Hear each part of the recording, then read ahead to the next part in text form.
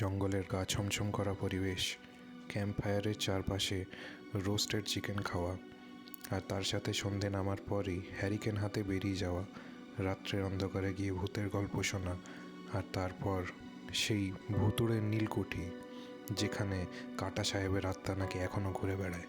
কি শুনে ইচ্ছে করছে? জানতে চাইছেন যে এটা কোন জায়গা? এটা হলো মঙ্গলগঞ্জ। 4 থেকে 5 বছর আগে একটা ট্রাভেল ডেস্টিনেশন হয়ে দাঁড়িয়েছে। আর ঠিক এই মঙ্গলগঞ্জেই গিয়ে উঠলাম এবারে আমার ব্লগ বানানোর জন্য। হ্যালো এভরিওয়ান, তো আরেকটা ব্লগ নিয়ে চলে এসেছি। আজকে আমাদের ডেস্টিনেশন হচ্ছে মঙ্গলগঞ্জ। তো এখন বাজে সকাল 6:05। তো আমরা রওনা হচ্ছে এখন রূপনারায়ণপুর থেকে, যেটা আসানসোলের কাছে। তো এবার আমরা NH2 ধরে কলকাতার উদ্দেশ্যে যাব। তো তার আগে কিছু জায়গায় হয়তো স্ন্যাক্সের জন্য ব্রেক নিতে পারি। ঠিক 6টার সময় বেরিয়ে পড়লাম আমাদের গন্তব্যের উদ্দেশ্যে। ডেস্টিনেশন তখনও অনেক দূরে, যাত্রা সবে শুরু হয়েছে। 6.5-7 ঘন্টার ড্রাইভ। তাই ভোরের আলো ফুটতে ফুটতেই আমাদেরকে বেরিয়ে পড়তে হয়েছিল। এর সাথে সাথে কিছু স্ন্যাক্স ব্রেকও আমাদের দরকার ছিল, যেগুলো রাস্তাতে পেয়েছি, হয়তো একটু বেশি পরিমাণেই, তার জন্য একটু ডিলেও হয়েছে। তো এখন আমরা রানীগঞ্জ ক্রস করে এখন দুর্গাপুরের উদ্দেশ্যে যাচ্ছি। তো রুটটা আমরা জেনে নেব আমাদের যে এখন যে ড্রাইভ করছে শুভম, তার কাছ থেকে। শুভম একটু বলবে যে আমরা কলকাতা থেকে কোন দিকে রাস্তাটা নিচ্ছি? ডানকুনি টোল থেকে বাঁ দিকে। ডানকুনি টোল থেকে বাঁ দিকে। আচ্ছা, মানে কল্যাণ এক্সপ্রেস হয়ে দেবো, তাই তো? আচ্ছা, ওখান থেকে মোটামুটি কতক্ষণ রাস্তা হবে? 45 মিনিট মতো। তো আমরা বর্ধমান থেকে বেশ কিছুটা নয়, কিছুটা দূরে। আর অনেকক্ষণ ধরে চা খাওয়ার ইচ্ছে হয়েছে সবার। তো ফাইনালি একটা চা দোকান পাওয়া গেছে। তো গাড়িটাকে আপাতত হাইওয়ে থেকে সরিয়ে সাইডে দাঁড় করানো হয়েছে। এবারে চা খাওয়া হয়ে গেলে বাকি জার্নিটা আমরা রেজিউম করতে পারবো। এখন সময় হচ্ছে 8টা, আমরা বেরিয়েছি 6টা নাগাদ। আর মোটামুটি 150 কিলোমিটার মতো রাস্তা বাকি। এরপর ব্যাপার হচ্ছে, দেখুন, আসানসোল থেকে যারা আসছেন তাদের জন্য বলে রাখি যে আপনারা স্ট্রেট একদম হাইওয়ে ধরে চলে আসতে পারবেন। রাস্তা একদমই মানে যদি সকালে বেরোতে পারেন তাহলে রাস্তা ক্লিয়ার পাবেন। আমাদের কোনো জ্যামে এখনও পর্যন্ত ফাঁসতে হয়নি। এবার দেখা যাক কলকাতার উপর দিয়ে যখন যাব, মেবি হয়তো ট্রাফিক থাকতে পারে। আর আমরা আপাতত গাড়িতে টোটাল 8 জন আছি, আর আমাদের ড্রাইভার শুভম নিয়ে পড়ে 9 জন টোটাল। তো লাগেজ একদমই হালকা নেওয়া আছে। আমাদের অ্যাকচুয়ালি 1 নাইট স্টে করার প্ল্যান আছে। আমরা কালকেই চলে আসবো। আজকে স্যাটারডে, কাল সানডে, উইকেন্ডের প্ল্যান ছিল আমাদের। এই হাইওয়েতে দাঁড়িয়ে আছি। তো যেহেতু হাইওয়ে বলে সেরকম খুব একটা দোকান টোকান কিছুই নেই, তো ফাইনালি এই একটা চায়ের দোকান এখানে পাওয়া গেছে। চায়ের দোকান বলতে এটা কোনো রেস্টুরেন্ট বা ক্যাফে কিছুই নয়, এটা একটা চা টাপুরি বলতে পারবো। চায়ের পর্ব শেষ হওয়ার পর জলখাবারের পালা। আর জলখাবার আমরা পেলাম শক্তিগড়ে। হ্যাঁ, সেই শক্তিগড় যেখানে ল্যাংচা খুব বিখ্যাত। তো আমরা এখানে এখন বালাজি ফুড পার্ক নামে একটা রেস্টুরেন্টে এসে পৌঁছেছি। এটা পূর্ব বর্ধমানে।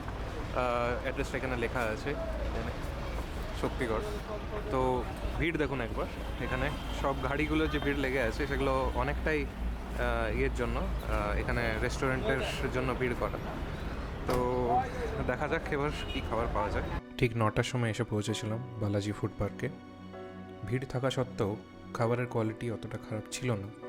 আমরা খাবার অর্ডার করেছিলাম লুচি ও তরকারি। পরিবেশন করতেও বেশি সময় লাগেনি, মোটামুটি 15 মিনিটের মধ্যে আমাদেরকে মেনু সার্ভ করা হয়েছিল। আর খাবার পরই আমরা বেরিয়ে পড়ি গন্তব্যের উদ্দেশ্যে আরও একবার। প্রায় 11টা নাগাদ আমরা পৌঁছই বিবেকানন্দ ব্রিজের কাছে। দক্ষিণেশ্বরকে বাঁ দিকে রেখে আমরা সামনে এগিয়ে যাই। কলকাতার জ্যামের মুখে পড়তে হয় তার কিছুক্ষণ পরেই। তার সাথে হাইওয়েতে রোড কনস্ট্রাকশনের জন্য আমাদেরকে নিতে হয়েছিল একটা ডাইভারশন, যেটাতে অনেকখানি সময় নষ্ট হয়ে যায়। পরে আবার শুনেছিলাম যে বর্ধমানের মধ্যে দিয়ে যদি যেতাম কলকাতা অ্যাভয়েড করে, তাহলে হয়তো অনেকটা সময় বাঁচতে পারতো। আর ঠিক তাই করেছিলাম আমরা ফেরার সময়। তাই যারা এখন যেতে চাইছো মঙ্গলগঞ্জে, তাদেরকে আমি অনুরোধ করব যে বর্ধমানের মধ্যে দিয়ে গেলে ভালো হয়, কারণ মোটামুটি 1 ঘন্টা মতো সময় কিন্তু তোমাদের বেঁচে যাবে। তো এখন আমরা নদিয়ার ওপর দিয়ে যাচ্ছি। আইসমালি চাকদো রোড ডান দিকে পড়বে আমাদের একটু পরে। রোডে টার্ন নেওয়ার একটু আগে আমরা গাড়িটা টার্ন করাতে হয়েছে, কারণ পেছনে কাকুরা বসে আছে। তো সবার একটু মানে হাত পা ছড়ানোর দরকার ছিল। অনেকক্ষণ ধরে বসে থাকার জন্য পাটা অসাড় হয়ে গেছে। এখন সময় হচ্ছে আমাদের 12:21 বাজে। মনে হয় না যে 1:15 আগে পৌঁছাতে পারবো বলে। মাঝখানে অনেকগুলো ব্রেক নেওয়া হয়েছিল, তাই সময়টা একটু বেশি লেগে গেল। আর মাঝখানে কলকাতাতে জ্যামও পেয়েছিলাম, একটা জায়গাতে রোড ডাইভারশনও ছিল। তো এই সমস্ত কারণের জন্য একটু ডিলে হয়েছে, বাট দেখা যাক কটা নাগাদ পৌঁছানো যায়। এরপর ডান দিকে পড়বে আমাদের রাজবাড়ি চাকদহ রোড। তারপর আই গেস আরেকটা টার্ন নিয়ে পরে নেতাবেড়িয়া রোডটা পাওয়া যাবে। আর তারপরে আমাদের মঙ্গলকোষ টয়লেট ক্যাম্প। এরপর আইশমালি চাকদহ রোড ধরে সোজা চলে গেলাম। আর 8 কিলোমিটার বাকি ছিল, কিন্তু খিদের চোটে আর কিছুতেই নিজেদেরকে শান্ত রাখা যাচ্ছিল না। আর এটা ছাড়াও রোদ ছিল প্রবল। যদিও এটা ফেব্রুয়ারি মাসের মাঝামাঝি সময় ছিল, তা সত্ত্বেও রোদ এত থাকার জন্য আমরা খুব ক্লান্ত হয়ে পড়েছিলাম। তাই যারা আসতে চাও তাদেরকে আমি বলতে পারি যে পারলে শীতকাল থাকতে থাকতেই কিন্তু চলে এসো, তাহলে আরও বেশি এনজয় করতে পারবে। এর আগে সকালবেলাতেই আমার কথা হয়ে গেছিলো ক্যাম্পের সাথে। ক্যাম্পের সকলের ব্যবহার ছিল খুবই ভালো, খুব ভালো হসপিটালিটি পেয়েছি। জানিয়ে দিয়েছিলাম কি কি ভেজিটেরিয়ান বা নন ভেজিটেরিয়ান অপশন থাকবে। দুপুরবেলায় আমাদের জন্য ছিল মাছ ভাত, আর রাত্রিবেলায় পেয়েছিলাম চিকেন। বাট সেসব আরও পরে এই ভিডিওতে। এই যে টয়লেট ক্যাম্পে যাওয়ার রাস্তা, এটা ফাইনাল স্টপ। এরপরে আমরা ঢুকে পড়বো। তো একবার জাস্ট দেখিয়ে দিই চারপাশটা। বিভূতিভূষণ ওয়াইল্ড লাইফ স্যাংচুয়ারির চারপাশটায় জুড়ে রয়েছে এটা। টয়লেট ক্যাম্প লেখা আছে এটা। আর টয়লেট ক্যাম্পের আমাদের এন্ট্রান্স হচ্ছে এটা। শুভম গাড়িটা এখন পার্ক করছে।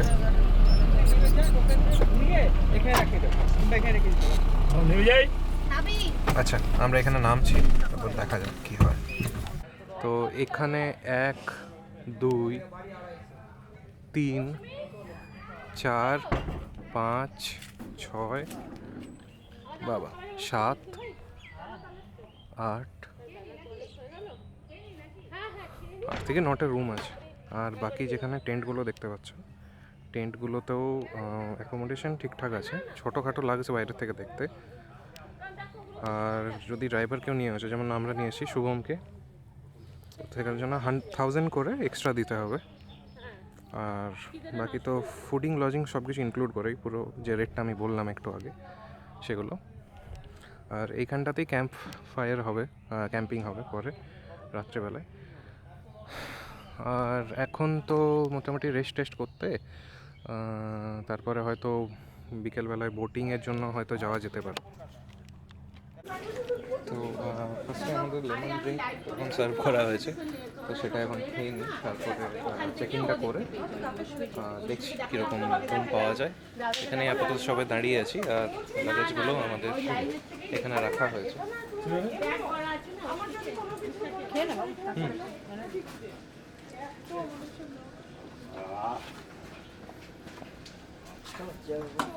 লাগেজ সব বার হয়ে গেছে। হ্যাঁ, কথা বলছি। আমাকে এইখানে এইটা নিতে হবে। রুমটা দেখিয়ে দিই। এই হচ্ছে রুম। তো এটা ডিলাক্স নন এসি। তো পার হেড হিসেবে এখানে চার্জ হয় তো 1600 টাকা পার হেড। এটা আমি একবার বাথরুমটাও দেখিয়ে দিই। এখানে সরি, এটা বাথরুম নয়, এটা ড্রেসিং করার এরিয়া। এখানে মিনারেল ওয়াটারই দেওয়া আছে, এটা আমি জিজ্ঞেস করলাম একটু আগে। আর এই যে বাথরুম, নট ব্যাড, একটা পরিষ্কার পরিচ্ছন্ন আছে, যেটা আমি বলেছিলাম। আর এই হচ্ছে, তো 1 2 3 বেশ বড় ছোটো খাট। এটা 3 জন তো আরামসে হয়ে যাবে, 4 জনও হয়ে যেতে পারে এখানে। তো হ্যাঁ, যেটা বলছিলাম, স্ট্যান্ডার্ড যেটা এখানে নন এসি সেটা হচ্ছে 1400, 1600 বা 1800 হচ্ছে যেটা ডিলাক্স। মানে এটা হচ্ছে ডিলাক্স অ্যাকচুয়ালি। এটা ফার্নিশ থাকে, আর যেগুলো স্ট্যান্ডার্ড সেটা ফার্নিশ থাকে না। বাস এটাই হচ্ছে পার্থক্য। বাকি তো স্ট্রাকচার মোটামুটি একই। ফ্যান আছে, আর একটা এসিও আছে। এসিটা চালালে মেবি হয়তো এক্সট্রা চার্জ হতে পারে। তো চার্জটা কি সেটা আমি পরে জিজ্ঞেস করে, আমি পরে তখন লিঙ্কে মেনশন করে দেবো। তো লাঞ্চ টাইম স্টার্টেড। স্নান করার আগেই আমাদেরকে লাঞ্চটা করতে হচ্ছে, কারণ 3টে পর্যন্ত সময়, তাই বেশি টাইম ওয়েস্ট করা গেল না। তো খাবার আপাতত হোম কুক মিল। এখানে আলুর চিপস দেওয়া হচ্ছে এখন। তার আগে অলরেডি পাতে আমাদের ভাত, স্যালাড, ডাল এগুলো পড়ে গেছে। আর এরপর তরকারি প্লাস মাছ বা মাংস থাকছে। দেখা হচ্ছে একটু পরে। তো লাঞ্চের পর্ব শেষ, আর এবারে স্নান করে একটু রেস্ট করে দেন নৌকার উদ্দেশ্যে বের হব। আর লাঞ্চের রিভিউ বলতে গেলে লাঞ্চ বেশ ভালো ছিল। আমি আর ওয়েট করতে পারলাম না পুরো মেনুটা সার্ভ হওয়ার, কারণ প্রচুর খিদে পেয়ে গেছিলাম। অনেক সকালবেলায় বেরোনো হয়েছে, মোটামুটি 5:30 6টা নাগাদ বেরিয়েছি। তো লাঞ্চে যেটা পাওয়া গেল সেটা হচ্ছে যে ভাত প্লাস স্যালাড এগুলো ছিল, ডাল, বাঁধাকপির তরকারি ছিল একটা, আর এগুলো ছাড়া মাছ ছিল, প্লাস মাছের অল্টারনেটিভ ডিমও পাওয়া যেতে পারে যদি কেউ অপ্ট করতে চান। আর রুই মাছ ছিল আজকে, অন্য কোনো মাছও থাকতে পারে অন্য কোনো দিন হিসেবে। আর এরপর ছিল পাঁপড় প্লাস চাটনি ছিল একটা, আর মিষ্টি দই প্লাস মিষ্টি রসগোল্লা। তো স্নান খাওয়া দুটোই ডান। আর এবারে আমি একটু হিস্ট্রি নিয়ে আলোচনা করব এই জায়গাটার, যেটা হচ্ছে মঙ্গলগঞ্জ টয়লেট ক্যাম্পের হিস্ট্রি নয়, লোকেশনটা ফার্স্টে আমি শেয়ার করি। তো এই লোকেশনটা বেশ একটা আইডিয়াল জায়গাতে, Bibhutibhushan wild life sanctuary plus কাটা সাহেবের নীলকুঠি, আর আরেকটা যেটা থাকছে ইছামতি রিভার, এই তিনটের মোটামুটি মিডিল একটা লোকেশনে এটা অবস্থিত। এরপর আসা যাক আমাদের যেটা main attraction of the place, সেটা কাটা সাহেবের নীলকুঠি। তো এটার একটা হিস্ট্রি আছে, সেটা হচ্ছে যে যখন স্বদেশী আন্দোলনের সময়, অর্থাৎ 1930s এই সময়, তার আগে যে নীল চাষিদের এগেনস্টে যে অত্যাচারগুলো হতো, তো এটা থেকে একটা কনফ্লিক্ট তৈরি হয়।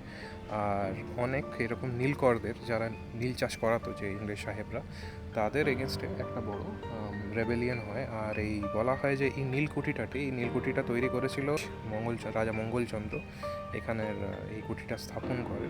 আর তারপর এখানেই অনেক নীল চাষিদের জোর করে নিয়ে এসে তাদের উপর অত্যাচার হতো, যারা চাষ করতে চাইতো না। তো সেরকমভাবেই ওই একাধিক কিছু নীলকর সাহেবদের এখানে এনে তাদেরকে নাকি হত্যা করা হয়েছিল।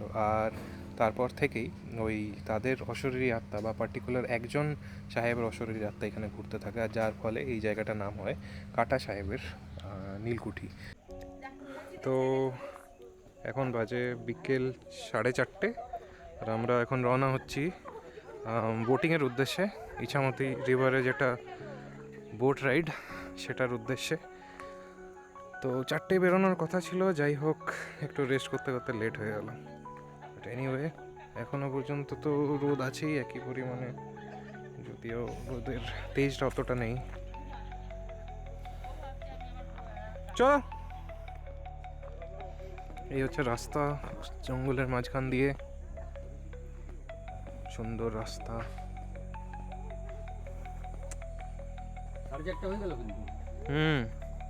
বেশি অন্ধকার হলে দেখতে পাবো না তখন আমরা।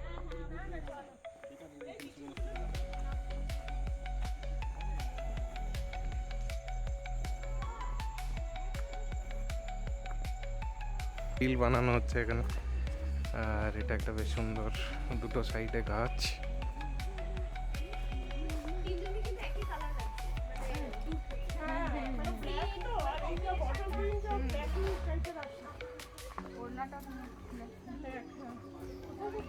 এটা বাড়ি, ও ঢুকে যায়। আর ওটা মুরগি। এই ওই যে উকি বাচ্চাটা তুলে রাখছে। আচ্ছা, এক্সপেক্ট করিনি যে এখানে সুলভ শৌচালয় থাকবে বলে। এটা এখনও পর্যন্ত বোঝা যাচ্ছে না যে কতক্ষণ পর্যন্ত এটা অপারেশনাল থাকে দিনের বেলাতে। এখন তো বিকেল হয়ে গেছে, আমার মনে করছি যে দুপুর 3টে পর্যন্ত থাকা উচিত, কারণ যেহেতু ওয়াইল্ড লাইফ স্যাংচুয়ারিটাও 3টে পর্যন্ত খোলা থাকে। তো আজকে তো আমরা যেতে পারলাম না সেখানে। যাই হোক, শৌচালয় নিয়ে কথা হচ্ছিল, যদি কখনো আর্জেন্ট কিছু দরকার পড়ে এখানে এসে পড়ে, এটা আপনারা ইউজ করতে পারেন। তো এটা হচ্ছে টয়লেট কান থেকে সোজা একটা রাস্তা চলে আসছে, নিয়ে ডান দিকে ঘুরবেন, সেখানে গিয়েই একটা পাবেন। এরপর আমরা আরও একটু সামনের দিকে এগিয়ে যাচ্ছি। নদীর তো এখনও পর্যন্ত কিছু দেখতে পাচ্ছি না হদিশ, বাট আশা করছি বেশি দূর আর হাঁটতে হবে না, কারণ মা আর কাকিমারা অলরেডি ক্লান্ত হয়ে পড়েছে হেঁটে। সারাদিন অনেক হেক্টিকও গেছে, আর অনেক আজ গরমও ছিল ভালো। এবার আমরা এসে পড়েছি যেটায়, সেটা হচ্ছে নীলকুঠি। আর এই সেই হন্টেড কাটা সাহেবের কুঠি, যেটার হয়তো আপনারা অলরেডি নাম শুনেছেন, স্পেশালি তারা যারা মঙ্গলগঞ্জ সম্বন্ধে একটু রিসার্চ করেছেন আগে থেকে। এই সেই কাটা সাহেবের কুঠি, যেখানে অনেক নীলকরদেরকে মেরে ফেলা হয়েছিল। ব্যাস, এই হচ্ছে বোট রাইড। ঠিক হয়ে গেছে।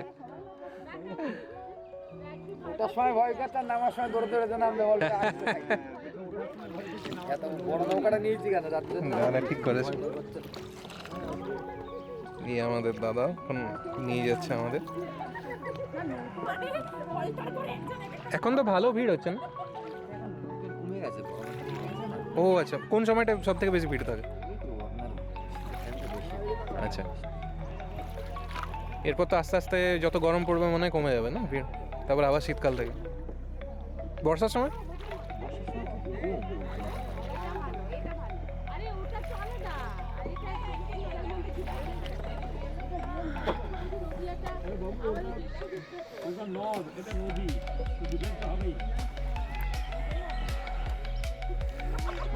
ইছামতি দিয়ে আমরা এখন চলে যাচ্ছি।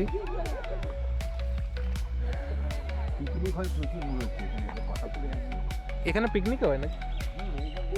আচ্ছা, বাহ। হুম, টয়লেট, হ্যাঁ। হুম,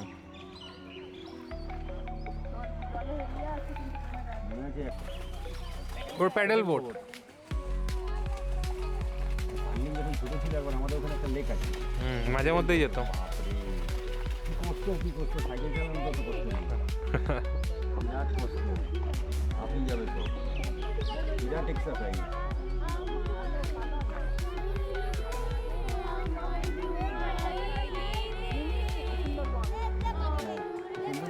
কিছুটা লাগছে, পাঁচটা তো ঠিক আছে, লোকজন দেখা যাচ্ছে, কিন্তু এই দিকটা বেশ দেখা একটা ঠান্ডা ঠান্ডা ভাব দিচ্ছে।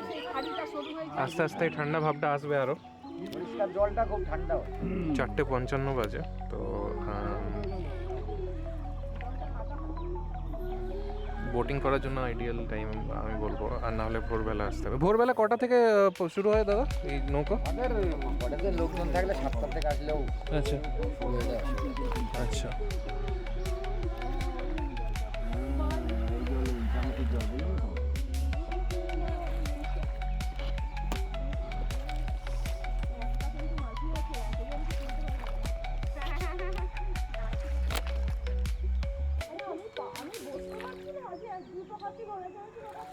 তো মঙ্গলগঞ্জের একটা অথেন্টিক এক্সপিরিয়েন্স আজকে আমাদের হলো।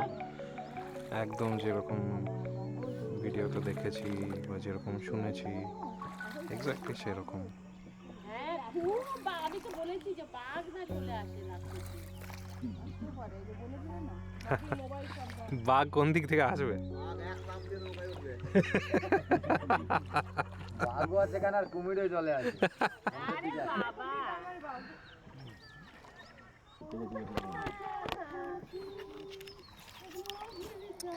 তো বোটিংয়ের একটা জিনিস বলে দিই আমি। আচ্ছা দাদা, এই বোটিংয়ের এমনিতে চার্জ কত, যারা মানে শুধু এখানে এমনি আসছে, কোনো হোটেল থেকে আসছে না?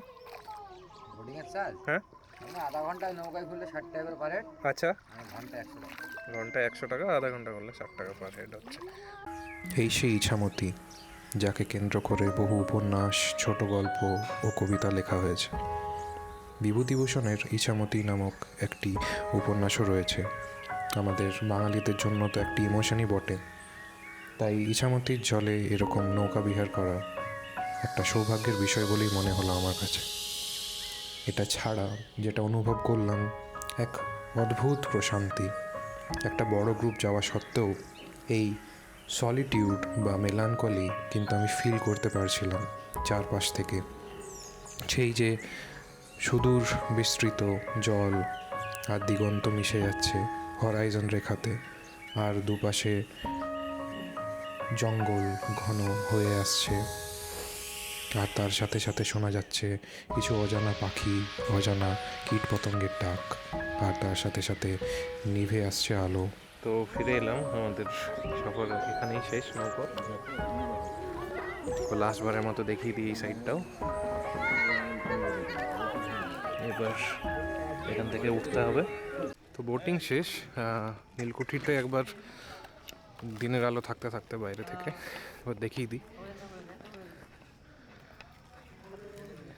এখানে কুকুরদের খাবার খাওয়ানো হচ্ছে, যেটা দেখতে পাচ্ছি।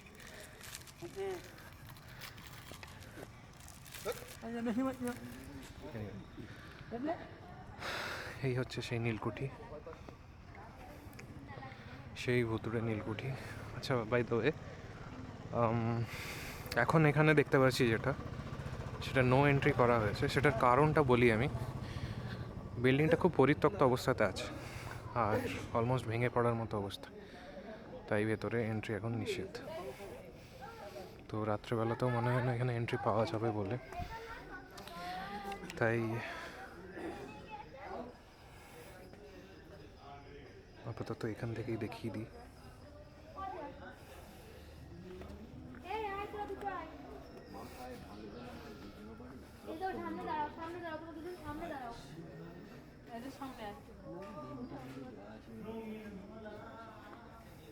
দাদা এদিকে, দাদা এদিকে, এই দেখো দাদা এদিকে। ফোনে দেখো, ছবি তুলে দিচ্ছে দেখো।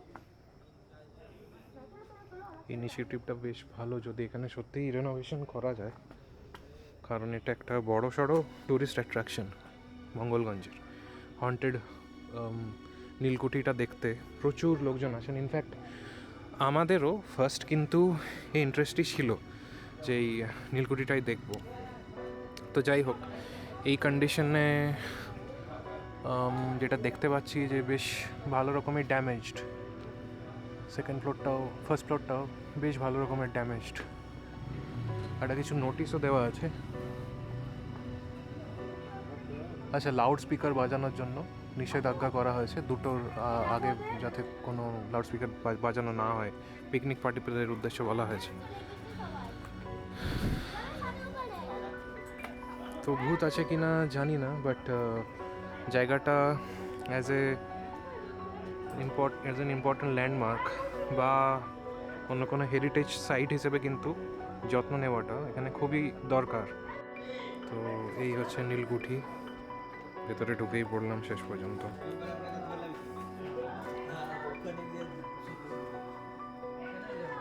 অনেকেই পৌঁছে আছে দেখতে পাচ্ছি।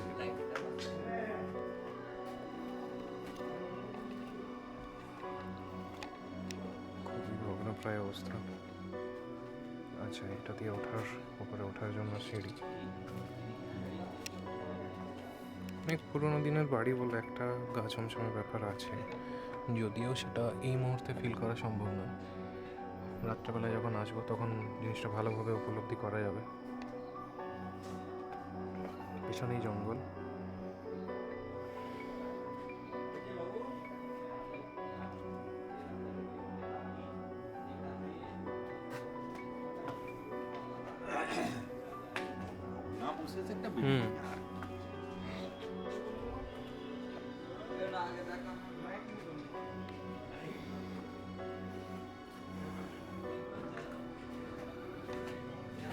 তো যাই হোক, এ হচ্ছে আপাতত নীলকুঠি সকালের জন্য। সন্ধে ঘনিয়ে এলো, তারপর আমরা একটা চা খেতে এখানে দাঁড়িয়েছি।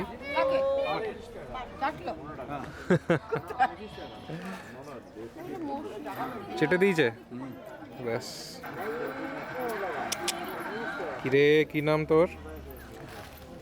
অশ্মি দেখতো আমাকে দেখা যায় নাকি? সেটা ভালো হয়েছে বেশ। আমারটা মনে হয় লোড হলো। হুম এই শুনছো?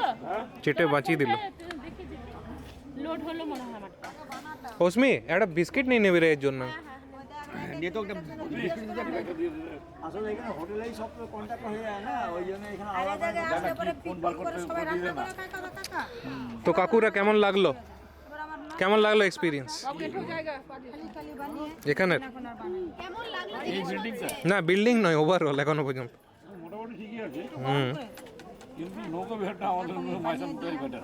ম্যাথন বেটার না, এটা তো মোটর বোট, তো মোটর বোট, হ্যাঁ এক এক রকম বৈশিষ্ট্য। এটা মোটর বোট। অত সোজা না বুঝলি, সব মাঝে মাঝে আশিস কাকু কেমন লাগলো? এটা ভাগ্যের ব্যাপার। ওই চায়ের মধ্যে দেওয়াই আছে। আশিস কাকু কেমন লাগলো? আমার ভালো লাগে, আলাদা মাইক্রো আমার আউটিং মানেই আমার ভালো লাগে।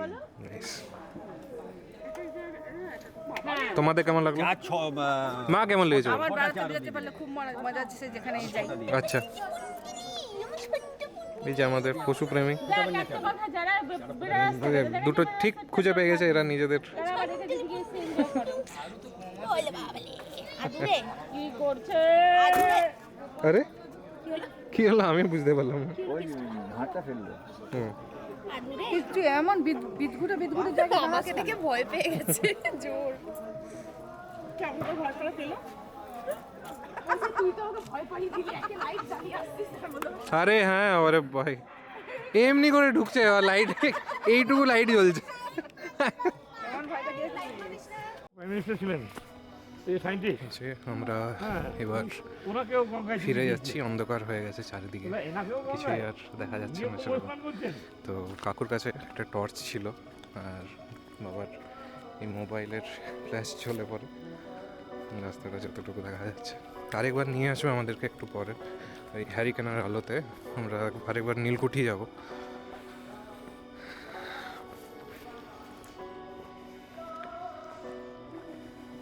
রাত্রেবেলার ভিউটা দেখিয়ে দিই ক্যাম্পের। আমাদের স্ন্যাক্স টাইম যদি হয়ে গেছে, স্ন্যাক্সের অর্ডারও দিয়ে দিয়েছি। তো এই হচ্ছে আমাদের এখানে রাত্রের ভিউ। এবার একটু শীত শীত করছে, আর এই ফিলিংটাই আমার দরকার ছিল, কারণ সকাল থেকে প্রচুর ঘাম হয়েছে, প্রচুর গরম ছিল।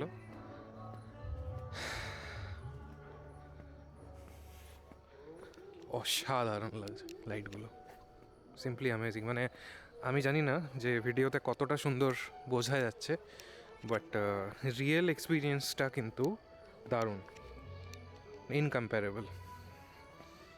অনেক জায়গা ঘুরেছি কিন্তু এই ফিল, এই অ্যাম্বিয়েন্স, এই মুড কোথাও এখনো পর্যন্ত পাইনি। সুন্দর ফুল পড়ে আছে, অ্যাভয়েড করব যতটা পারা যায়। কিছুক্ষণের মধ্যেই এখানে ক্যাম্প ফায়ার স্টার্ট হবে হয়তো।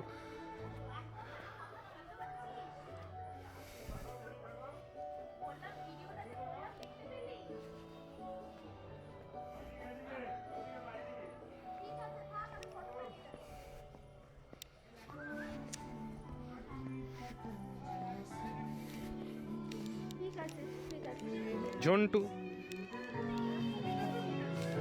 এই আমাদের খাওয়ার জায়গায় পৌঁছে গেল। তো স্ন্যাক্স এখনো দেয়নি, কয়েকটা স্টিলস তোলার সময় এসছে, আর তার আগে না সুন্দর আসছে। তার আগে এখানে একটা কোর্ট আছে, টেনিস, ব্যাডমিন্টন এসব খেলার জন্য।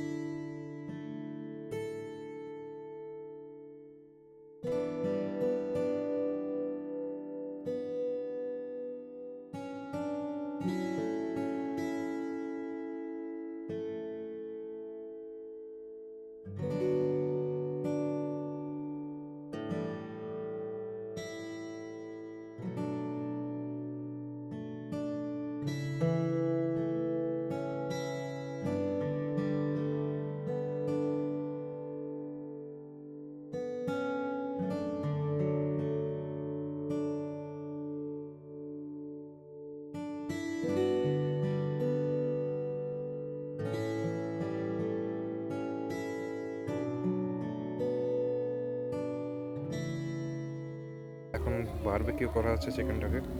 এটা কি ব্যাম্বু বারবিকিউ চিকেন? এটা বারবিকিউ আচ্ছা, শুধু বারবিকিউ হচ্ছে। যেটা ওকে, ব্যাম্বুটা করবে কখন কি?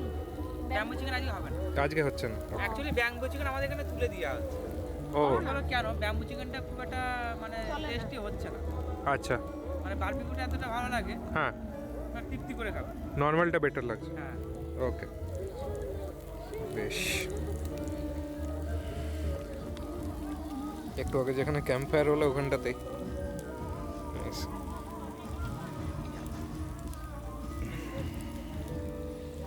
তো আমরা এখন বেরিয়ে পড়েছি নীলকুঠির উদ্দেশ্যে। এখন সময় 9:20। এরপরে আমাদের সামনে দাদা এরপর নিয়ে যাচ্ছে আমাদের গাইড করে করে, আর তার সাথে সাথে কিছু গল্পও শুনে নেব জায়গাটা জুড়ে।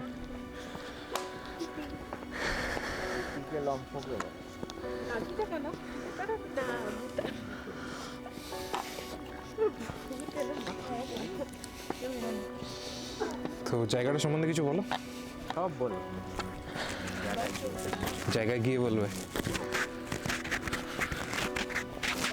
এখানে লোকাল কারো কি কখনো কিছু হয়েছে এরকম? সব ঘটনাই বলবো। আচ্ছা, তো দাদা রহস্যটা একটু বাড়িয়ে দিল এটা বলে পর। তো এবার দেখা যাক কি জানতে পারি সেখানে গিয়ে। আপাতত জায়গা পৌঁছানো পর্যন্ত ওয়েট করতে হবে। সাথে তো 2টো টর্চ আছে আমাদের, বেশ আমরা ছাড়াও আরও বেশ কয়েকজন সাথেই যাচ্ছে আমাদেরই কটেজার। কিন্তু দেখা যাচ্ছে ওখানে পৌঁছানোর আগে আমি জাস্ট একবার দেখানোর জন্য চেষ্টা করলাম যে কীরকম অ্যাটমসফিয়ার। কিছু দেখা যাচ্ছে না সামনে, পুরো পিচ ব্ল্যাক একদম। চাঁদের আলো পড়ছে আর তার সাথে টর্চের কিছুটা আলো যাচ্ছে, দাদার এই হ্যারিকেন হাতে যাওয়ার। তো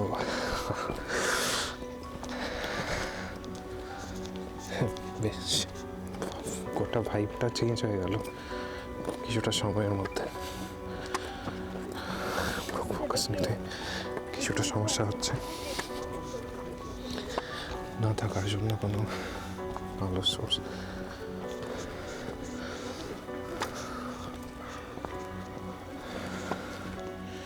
চাঁদটা কিন্তু অদ্ভুত লাগছে এখান থেকে দেখতে। এই যে ঝন্টু আমাদের কুকুর, আমাদের টয়লেট ক্যাম্পের, এই আমাদেরকে পাহারা করে করে নিয়ে যাচ্ছে দাদার সাথে সাথে। এর আগে গেছিলাম মাথাবুরুতে, হ্যাঁ, যে কটেজ থেকে গেলাম পাহাড়ে জঙ্গলের মধ্যে। এই আরে জন্টু ঝন্টু ফিরে যা, ফিরে যা ঝন্টু। আপনি করবি না।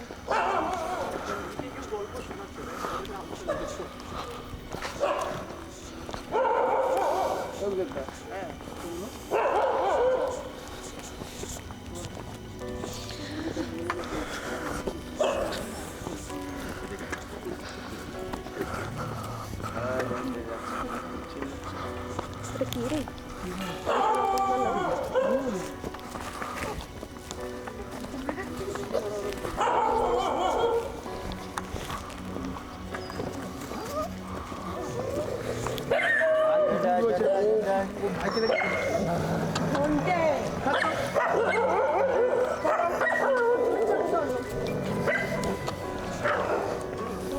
আমি কিছু বলছি না এখানে, নিজেরা তোমরা একটু এক্সপিরিয়েন্স করো জিনিসটা।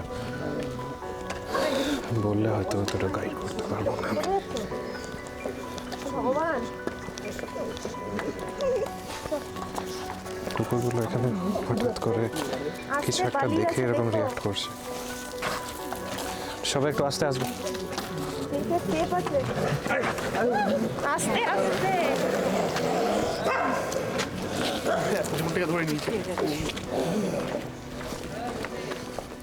দেখে মৌসুমি ডান দিকে।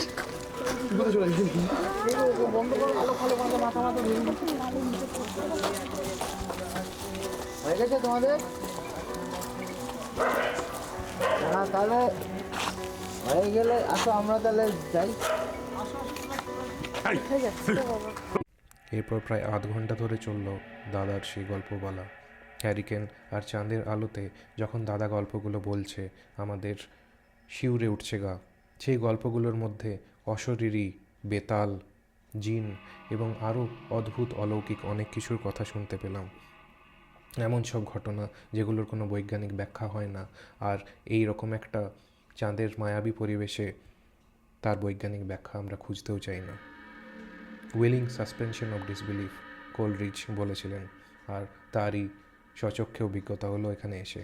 আরও একটা জিনিস অদ্ভুত লাগলো, জলের ওপারে তাকিয়ে ঝন্টু, আমাদের কুকুরটি, বারে বারে যেন কোনো একটা অদৃশ্য কিছুর সাথে মোকাবিলা করেছিল, ঘেউ ঘেউ করে। প্রতিনিয়ত যেন জানিয়ে দিতে চাইছিল আমাদের কিছু একটা ওখানে আছে।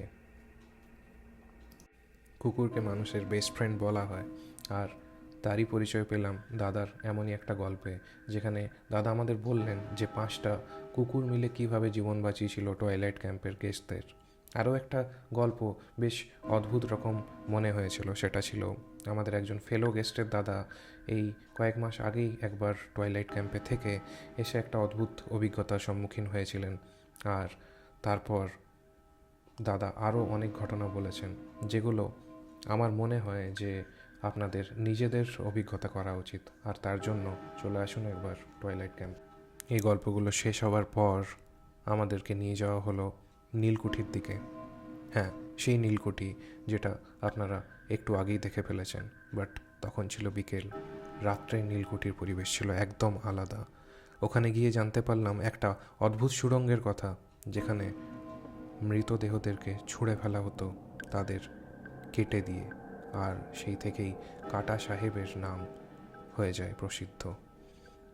যখন দাদা গল্প বলছেন এই সুড়ঙ্গের পাশে দাঁড়িয়ে, তখন একটু হলেও কিন্তু যেন মনের ভেতরটা কেমন করছিল আমাদের সবারই। যাই হোক, গল্পের পর্ব শেষ হওয়ার পর আমরা সেফলি ফিরে এসেছিলাম নিজেদের ক্যাম্পে বাকি অ্যাক্টিভিটিগুলোর জন্য। তো ট্রিপের সেকেন্ড ডে আজকে সানডে, আর এখন টাইম মোটামুটি 8টা বাজতে চলেছে। তো কালকে খাওয়া দাওয়া যেরকম খাওয়া হয়েছিল সেটার জন্য মায়ের শরীরটা বেশ একটু খারাপ, তো একটু অ্যাসিডিটি টাইপের হয়ে গেছে, তো সেটার জন্য ওষুধ চার্জ করা হলো। যাই হোক, এরপর আস্তে আস্তে রেডি হওয়া স্টার্ট করবো, কারণ 10টার মধ্যে রুম ছেড়ে দিতে হবে। তো এই সকালবেলার একবার ক্যাম্পটা দেখার ইচ্ছে ছিল, এই মানে এলাম একটু দেখার জন্য। তো কালকে যে হরর স্টোরিগুলো শুনলাম বা আপনারাও শুনলেন, তার নাম জানি না কতটা অথেন্টিক, বাট সেটার যে লেজেন্ড সেটা আই হোপ কি আরও আস্তে আস্তে চলে যেতে থাকবে। বাই দ্য ওয়ে, ঝন্টু কিন্তু আমাকে পাহারা দিয়ে ও কিন্তু নিয়ে যাচ্ছে, ও কিন্তু সারা রাত বাইরে পাহারা দিয়েছে আমাদেরকে, খুবই ভালো। একটা নতুন জিনিস দেখাচ্ছি তোমাদেরকে, এখানে দেখো সর্ষে প্রসেস করা হচ্ছে এই ক্ষেতটা থেকে, জায়গায় জায়গাতে যে পরিষ্কার করা হচ্ছে ফার্স্টে, তারপর এটাকে প্রসেস করে নিয়ে যাওয়া হচ্ছে। যেখানে যে আগুনটা দেখছো যে জ্বলছে ওখানে, সেখানে ফার্স্টে করা হচ্ছিল, এখন ট্র্যাক্টরটা এখানে এসেছে। মোটামুটি কিছুক্ষণ এই কাজটা চলবে, তারপরে অন্যদিকে চলে যাবে হয়তো। তো এটাও একটা নতুন জিনিস দেখতে পেলাম, যে সর্ষে কীভাবে প্রসেস করা হয় ক্ষেত থেকে। যেরকম নতুন জায়গায় এলে নতুন কিছু অভিজ্ঞতা হয়ে থাকে, একটা লার্নিং অপরচুনিটি ছিল।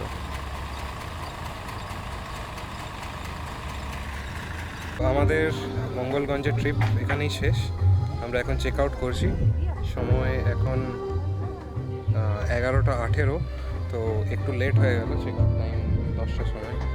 তো তোমাদেরও রিকোয়েস্ট করবো যে এখানে এসো, বেশ ভালো লাগবে তোমাদের।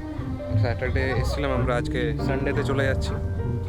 তো ঠিক আছে, স্টে টিউন, দেখা হচ্ছে আবার। ভালো থেকে সবাই।